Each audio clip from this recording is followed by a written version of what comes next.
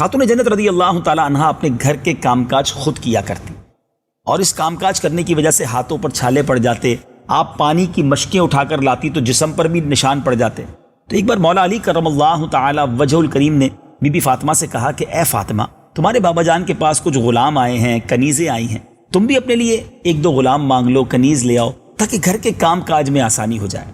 خاتون جنت be be Fatima رضی اللہ تعالی عنہا نبی پاک علیہ الصلوۃ والسلام کی بارگاہ میں حاضر ہوئیں، دیکھا کہ پیارے آقا علیہ الصلوۃ والسلام کے ساتھ کچھ صحابہ کرام موجود ہیں، آپ واپس تشریف لے آئیں۔ نبی پاک علیہ الصلوۃ والسلام کو معلوم ہو گیا کہ بی بی فاطمہ تشریف لائی تھیں، نبی پاک خود تشریف لے گئے خاتون جنت رضی اللہ تعالی عنہا کے یہاں۔ باپ بیٹی میں پیار سیکھنا ہو، باپ بیٹی کا کیسا کنیکشن ہونا چاہیے، پیارے آقا علیہ الصلوۃ والسلام اور خاتون جنت بی بی فاطمہ رضی اللہ تعالی عنہا کے درمیان کیا کنیکشن تھا، وہ ضرور سیکھیے۔ کیا ہوتا تھا جب نبی پاک علیہ الصلوۃ والسلام بی بی فاطمہ کے پاس جاتے، خاتون جنت کھڑی ہو جاتی، استقبال کرتی، اپنے بابا جان کا ہاتھ چومتی، تعظیم کے ساتھ اپنی جگہ پر بٹھاتی، اور جب خاتون جنت نبی پاک علیہ الصلوۃ والسلام کے پاس جاتی، پیارے آقا کھڑے ہو جاتے، اپنی شہزادی کا ماتھا چومتے، کبھی ہاتھ چومتے اور انہیں اپنی جگہ بٹھاتے۔ اے میرے میٹھے اسلامی بھائی، یہ انداز باپ اور بیٹی کا کیا ہمارے گھروں میں ہے؟ بعض اوقات تو یہاں بیٹی کی پیدائش پر منہ چڑھا لیا جاتا ہے، یہاں بیٹی کو گویا ڈیگریڈ کیا جاتا ہے۔ نہیں میرے میٹھے اسلامی بھائی، نبی پاک کی ایک حدیث آپ کو سنا دوں، میرے آقا علیہ الصلوۃ والسلام فرماتے ہیں، جس کا مضمون ہے بیٹیوں کو برا مت کہو، بے شک میں بھی بیٹیوں والا ہوں۔ سبحان اللہ، جس کے گھر میں بیٹیاں ہیں وہ تو گویا جنت میں جانے کا ٹکٹ ہے۔ جی ہاں، ایک اور جگہ نبی پاک علیہ الصلوۃ والسلام نے فرمایا، جس کا مضمون ہے جس کی 3 بیٹیاں ہوں اور وہ ان کی صحیح معنوں میں تربیت کرے تو اللہ تبارک و تعالیٰ اس خدمت کی برکت سے ماں باپ پر جنت کو واجب کر دیتا ہے۔ ایک صحابی نے عرض کی کسی کی 2 بیٹیاں ہوں، فرمایا 2 ہوں تب بھی۔ ایک نے عرض کی حضور کسی کی 1 بیٹی ہو، فرمایا 1 بیٹی ہو تب بھی جنت واجب ہو جاتی ہے۔ سبحان اللہ، بیٹیاں تو آ جائیں اور اس کی صحیح تربیت بندہ کر لے، اس کو جس طرح اس کے اگلے گھر تک پہنچانا ہے اس کا صحیح انتظام کرے تو جنت واجب ہو جاتی ہے۔ تو کیوں بیٹیوں کو برا بھلا کہتے ہیں؟ کیوں بیٹیوں کی پیدائش پر آپ جس کو کہیں کہ افسردہ ہو جاتے ہیں؟ اور بعض اوقات تو گھروں میں لڑائیاں ہوتی ہیں۔ کیا بیوی کے ہاتھ میں ہے، زوجہ کے ہاتھ میں ہے کہ وہ بیٹی پیدا کرے یا بیٹا پیدا کرے؟ وہ کیسے گھر والے ہیں جو بیچاری ایک عورت کو تانے دیتے ہیں کہ تمہارے یہاں بیٹا پیدا نہیں ہوتا؟ نہیں میرے میٹھے اسلامی بھائیوں، بلکہ اگر میری بات غور سے آپ سن رہے ہو، جن کے پاس بیٹیاں ہیں نا، شاید وہ میری بات اور اچھے انداز سے سمجھیں گے۔ باپ سے جتنا پیار بیٹی کرتی ہے نا، شاید کبھی کبھی بیٹا بھی وہ پیار نہیں کرتا۔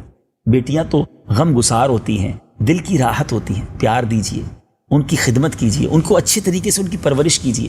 ہمیں نہیں معلوم جو مجھے اور آپ کو رزق مل رہا ہے، کیا پتہ ان بیٹیوں کی برکت سے مل رہا ہو۔ بہرحال بات کر رہے تھے ہم خاتون جنت کی۔ میرے آقا علیہ الصلوۃ والسلام کا کیا انداز، اپنی بیٹی سے کیا پیار بھرا انداز ہے۔ مگر اب ذرا بڑا ٹرننگ پوائنٹ ہے میرے اس بیان کا۔ بیٹی کو پرابلم ہے، ہاتھ میں چھالے پڑ رہے ہیں، جسم پر نشانات پڑ رہے ہیں، اور نبی پاک سے خادم مانگنے آئی ہیں۔ پیارے آقا جب واپس تشریف لائے نا، تو پیارے آقا علیہ الصلوۃ والسلام نے پوچھا، اے فاطمہ تم آئی تھی، کیا وجہ تھی؟ عرض کیا حضور وہ آپ کے پاس کچھ خادم آئے ہیں، کچھ کنیزیں آئی ہیں، اور میں کام کاج کرتی ہوں تو ہاتھ پر چھالے پڑ جاتے ہیں، جسم پر نشان پڑ جاتے ہیں۔ ذرا سوچئے میٹھے اسلامی بھائیوں، بہت اہم بات ہے۔ جس سے پیار زیادہ ہونا اس کی تکلیف نہیں دیکھی جاتی، اور بعض اوقات یہ لاڈ میں ہم اپنے بچوں کو بگاڑ بھی دیتے ہیں کہ وہ جو کہتا ہے ہم اس کی مان لیتے ہیں، جو ڈیمانڈ کرتے ہیں پوری کر دیتے ہیں، اور بعض اوقات اس کی وجہ سے اس کی تربیت میں کمی ہو جاتی ہے۔ سبحان اللہ، میرے آقا کونین کے والی ہیں، اللہ کی عطا سے آپ فرشتوں کے آقا ہیں۔ آپ کے آرڈر کرنے کی دیر تھی، خزانوں کے اور خدمتگاروں کے ڈھیر لگ جانے تھے، مگر کیا شاندار تربیت کی، اور رہتی دنیا کی گویا اسلامی بہنوں کے لیے، رہتی دنیا کی میری بہنوں کے لیے کیا شاندار میسج دیا کہ بیٹا اپنے گھر کے کام کاج خود کر لیا کرو۔ میں حدیث کا خلاصہ سنا رہا ہوں، اپنے گھر کے کام کاج خود کر لیا کرو، اور جب کام کاج کر کے تھک جاؤ تو 33 بار سبحان اللہ، 33 بار الحمدللہ اور 34 بار اللہ اکبر پڑھ لیا کرو۔ ایک روایت کے مطابق 33 بار سبحان اللہ، 33 بار الحمدللہ اور 33 بار اللہ اکبر پڑھ لیا کرو۔ ناظرین، آج شاید بہت سارے ناظرین کو پتہ چل جائے گا کہ یہ تسبیح فاطمہ جو ہم نماز کے بعد پڑھتے ہیں، اس کو تسبیح فاطمہ کیوں کہتے ہیں۔ اس کے پیچھے یہ ساری سٹوری موجود ہے، یہ سارا واقعہ پس منظر موجود ہے کہ آپ گئی تو خادم لینے تھی، گئی تو غلام اور خدمتگار لینے تھی، مگر نبی پاک نے اپنی بچی کی کیا تربیت کی کہ بیٹا اپنے گھر کے کام کاج اپنے ہاتھ سے کیا کرو، اور پھر تسبیح فاطمہ عطا فرمائی، تھک جاؤ تو یہ پڑھ لیا کرو۔ سبحان اللہ، ہر نماز کے بعد اس تسبیح کو ضرور پڑھا کریں، بلکہ علماء بڑی کمال کی بات لکھتے ہیں کہ اگر آج بھی کوئی بڑی محنت کرتا ہو، تھک جائے، اور محنت کر کے جب وہ گھر پہنچے تو اسے چاہیے کہ تسبیح فاطمہ پڑھ لے، اس کی تھکن دور ہو جائے گی۔ تو کیا خوب لیسن ملتا ہے۔ آج ہو سکتا ہے مجھے میری مائیں بہنیں سن رہی ہوں گی، اسلامی بہنیں گھروں میں سن رہی ہوں گی، بہت زیادہ اپنے آپ کو آج لوگ گھر کے کام کاج سے دور کر رہے ہیں، اپنے ہاتھ سے کام کرنے کے لیے تیار نہیں ہیں۔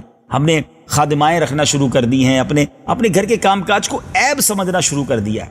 ایسا نہیں ہے کہ کسی خادم کو یا خادمہ کو رکھنا ناجائز یا منع ہے، آپ کو اللہ نے نوازا ہے، آپ رکھ سکتے ہیں، پردے کا جو بھی معاملہ ہے وہ ہونا چاہیے، لیکن گھر کے کام کاج سے جو گھر میں محبت ہوتی ہے، اپنے ہاتھ سے اگر کوئی کھانا پکاتا ہے تو گھر والے اس سے محبت کرتے ہیں۔ اگر آپ گھر والوں کی آنکھوں کا تارا بننا چاہتے ہیں نا تو کچھ نہ کچھ کام اپنے ہاتھوں سے کیجیے۔ ہاتھوں کے کام میں کوئی قباحت نہیں ہے، اور یہ تو سنت بی بی فاطمہ رضی اللہ تعالیٰ عنہ ہے نا، نبی پاک کی شہزادی کا انداز ہے، بلکہ خود نبی پاک علیہ الصلوۃ والسلام بھی اپنا سودا سلف لاتے تھے، گھر کے کام کاج میں ہاتھ بٹاتے تھے۔ تو اسلامی بھائیوں کو بھی یہ کرنا چاہیے، اسلامی بہنوں کو بھی یہ کرنا چاہیے۔ صلو علی الحبیب صلی اللہ تعالی علی محمد۔ مجھے اپنی اور ساری دنیا کے لوگوں کی اصلاح کی کوشش کرنی ہے انشاءاللہ۔